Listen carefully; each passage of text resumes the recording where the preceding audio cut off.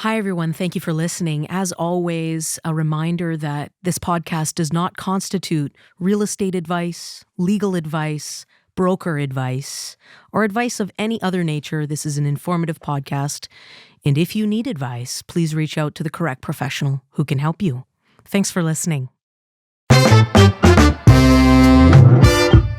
Welcome to Launch, Grow, Harvest Podcast, Business Growth Coaching with Connie and Roland Kim.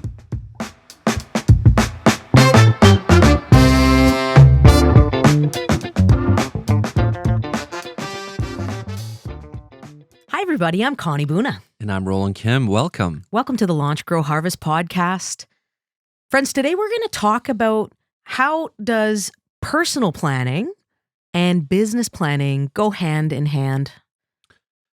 Yeah, I mean, for me, it's a question. Everyone has a different perspective on it, but do you believe in work-life balance or work-life flexibility? Because I have two different answers for it. Well, please dive in, sir. So, work-life balance might be a mindset where you're separating the work and your personal life. So it could be the mindset of folks who, have Freedom 55 or Freedom 65 in their brain where they're working their 40 hours a week and it's all work during the work hours and they're, in many ways waiting for the time off in the evening and on the weekends to really live their life.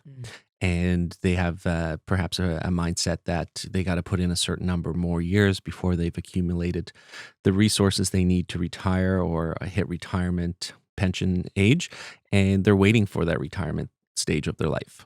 And that might have been in many ways, a more historic way of looking at it in recent years.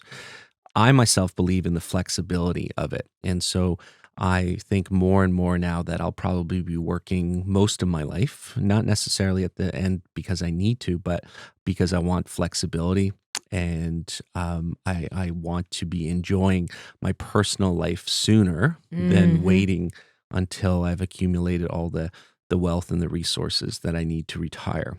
And so because of that, business planning and personal planning are really merged together. And thoughts that I have right now when I think about that are, it's like planning your time off at the beginning of the year and then also making sure that that works with, your work events, is figuring out, what educational or skill sets you still need to accumulate that year. So you're almost coming up with an education plan that could be finding skills that you need to be a better parent or skills to be a better leader, but kind of mapping it out together, knowing that they're hand in hand.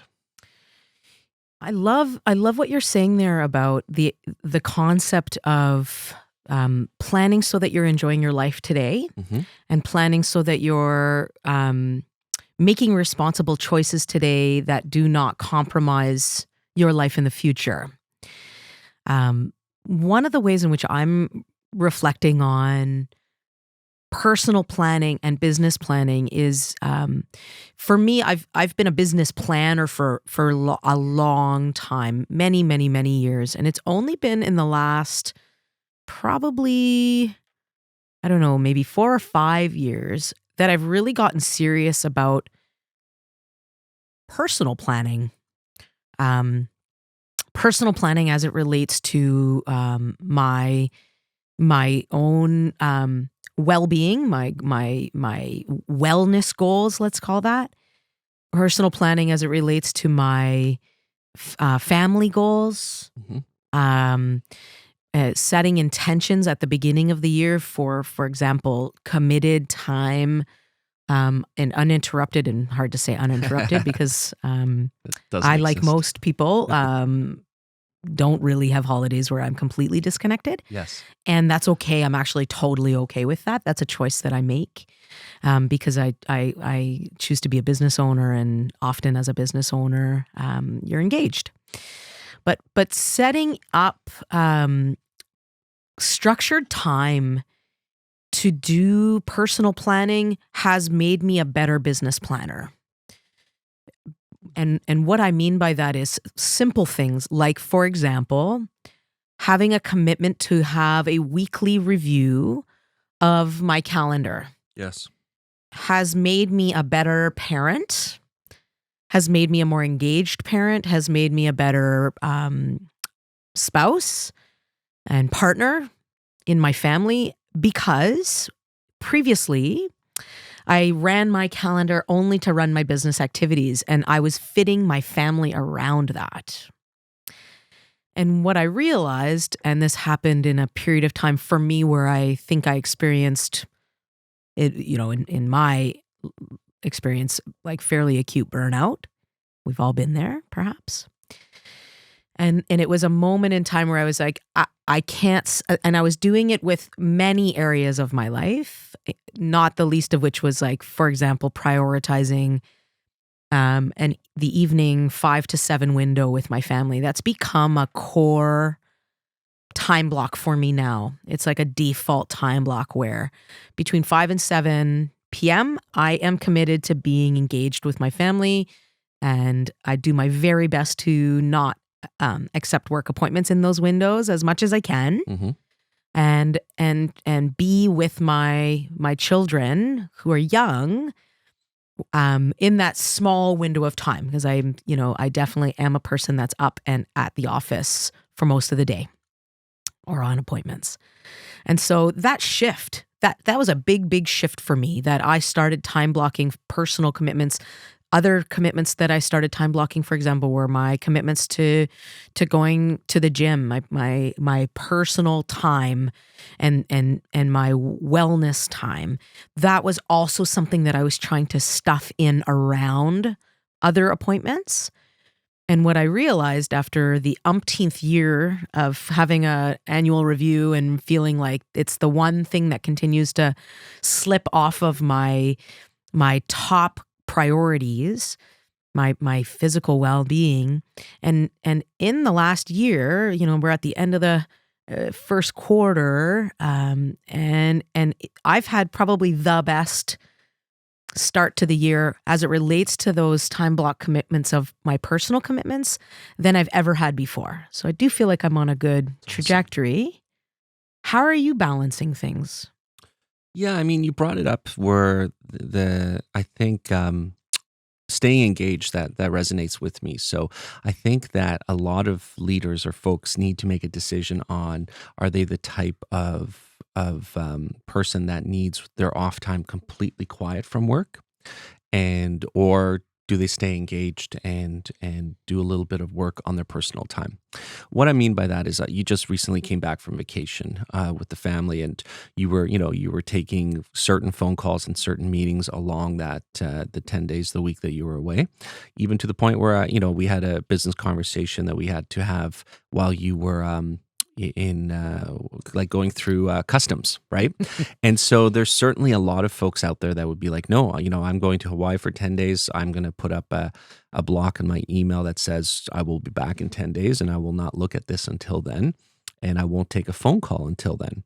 And I do believe a little bit is relevant in what kind of job you have, but I also believe you have to make a decision, because I personally believe staying engaged and having some time blocked on your, vacation for work allows you to be a lot more efficient. So it's not as if you're missing out on the key things. And then it's not like you need to spend a whole lot more time when you come back to get re-engaged and get caught up. And so I find, like, when I think of where you're really nailing it at the high level, is you've gotten much better at not, dealing with things that aren't that relevant on your personal time, Yeah. but you jump right on, so to speak, like jump on the grenade when it's a grenade in order to like diffuse it and move past it. And so that is kind of at a really high level, like something that you do great as a leader, which is staying engaged, but not letting other people's problems dictate whether you're going to deal with it. And I think that allows you in the long run to have a much more successful, like, personal and life balance, personal and work balance. But everyone's different. I'm sure there's people out there that have no interest in dealing with any part of their work while they have personal time. Yeah. I mean, I was so many wonderful people in my life, and one of my most dear friends, my bandmate, an incredible human, who runs multiple businesses herself. She's a facilitator, and an activator, and just an amazing and inspiring business person. Great hair too. She's got great hair too. Love you, Jocelyn McDougall. And I was so struck recently. I sent her an email this past week, and her out of office responder was so amazing. Like, I literally took a screenshot of it and sent it to one of our business partners, Allison, to say, like, what an amazing example of setting clear expectations and boundaries. And one of the things that I found really impactful about the way her out of office responder was structured was that she was legitimately unavailable. She was facilitating multiple days at different sites, and she did not have time to respond.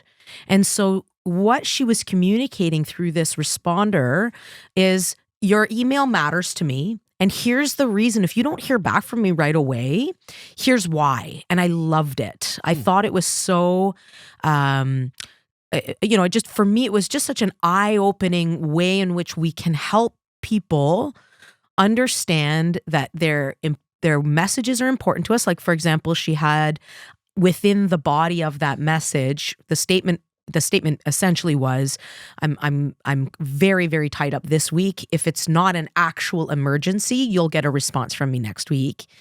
And then she had a few caveat statements for other clients, because she's a entrepreneur, gig worker, lots of different people that she's working with at any given time.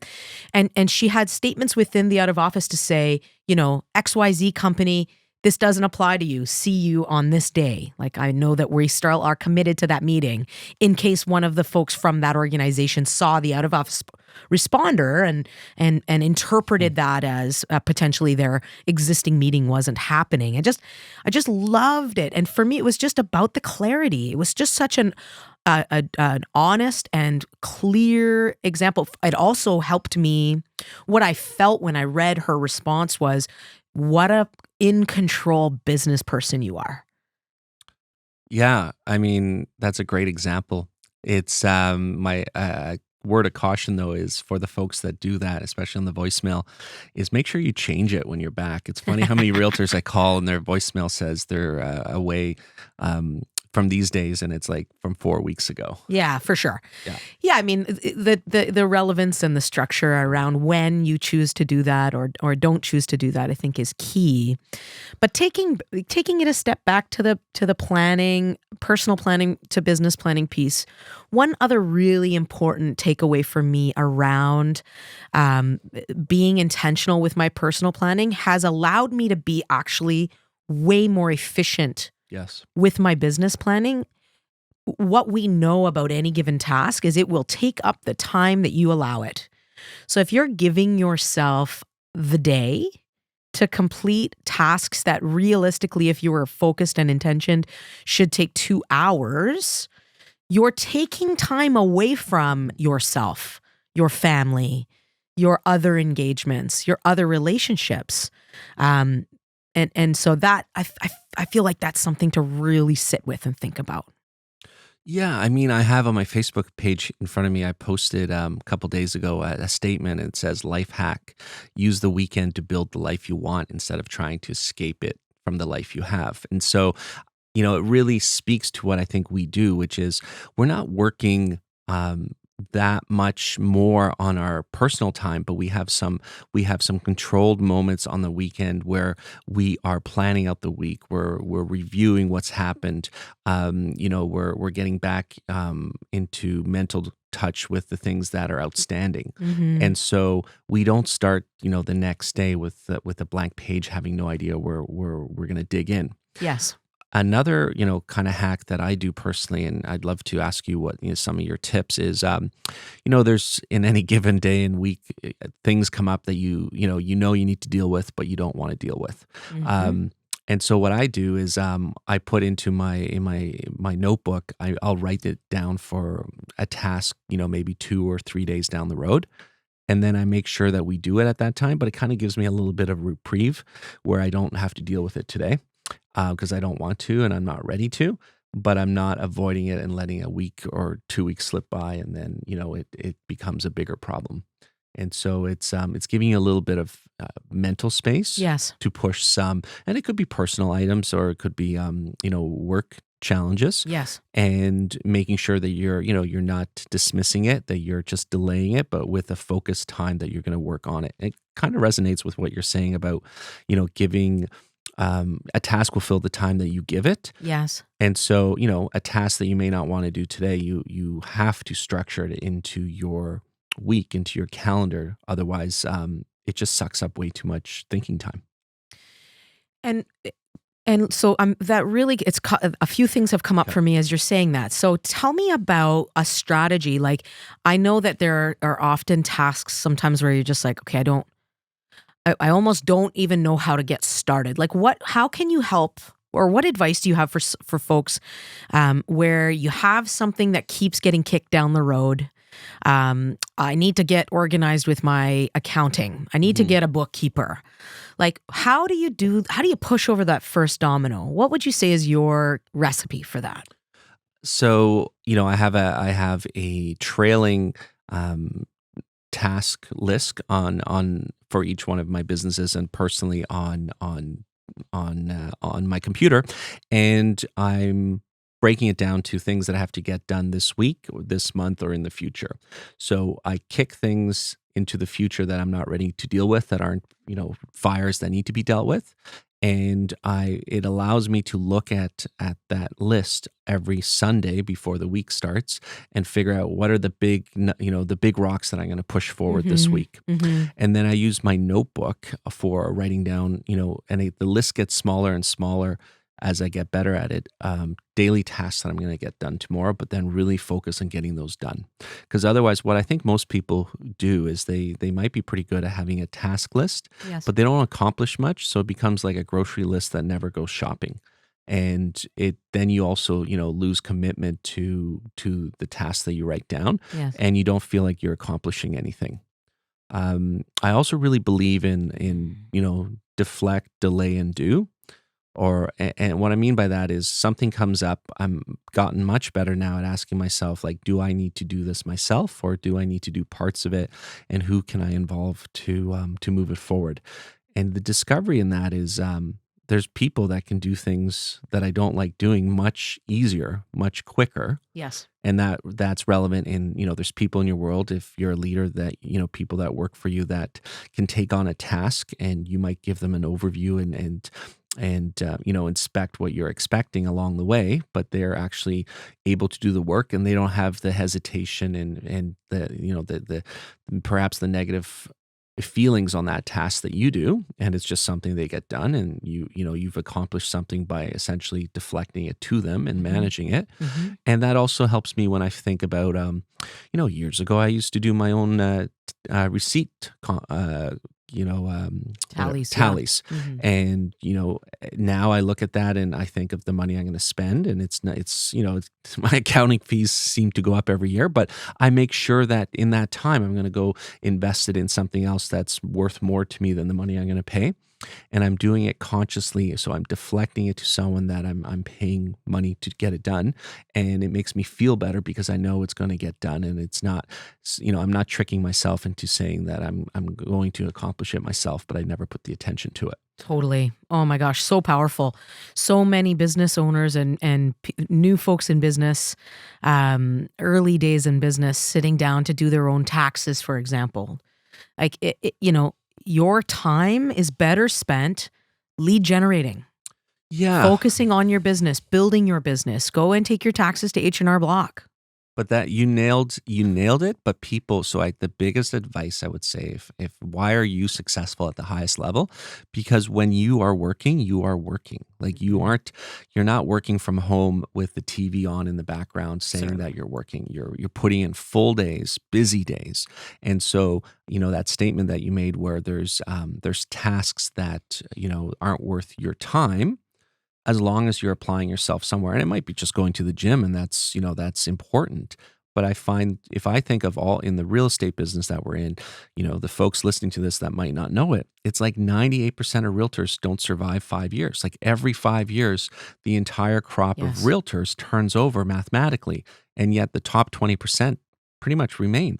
And the biggest part that we're noticing is not the difference between someone that's successful and someone that fails out being skill set or looks or abilities. It's time on task. It's a plan. It's tenacity. It's following and running it like a job. And so that goes the same thing. Like if you're going to deflect a task to someone else, or you're going to hire a professional to do something, you got to fill that time with with more valuable actions that are going to move you forward. Otherwise, you're spending money and losing time. One of my so just to close this session, one of my favorite tools for both personal and business planning is something called a 411. And that's where you break down every single week. This is a weekly task list, call it, or key targets. And what you're doing is at the top of that document, you have your annual goals, and they're your business goals and your personal goals. And then you have your monthly goals underneath that. So what monthly goals do I need to be seeing or achieving in order to hit those annual goals? And then you've got your 4 weeks in any given month. So it's the 411. And I have yet to find another tool that is so efficient and simple and straightforward that you can use week over week. And you can actually, if you're somebody that's paper-based, you literally can keep it in a binder and you can look at your results week over week. Are you kicking something forward and it's been on the 411, for the last 2 months? And it's just such a powerful way to structure both that personal planning and business planning on a week over week basis. Yeah, and if you're interested in that, you can we have a great tool. We've designed it with some examples to it, and it's on our website at Launch Grow Harvest. So it's definitely something that you can go out there and download. Yeah, absolutely. LaunchGrowHarvest.com. As always, gang, thank you so much for listening. Connie Boona and Roland Kim, and the Launch Grow Harvest podcast. Thanks for sticking with us. Thanks, everyone.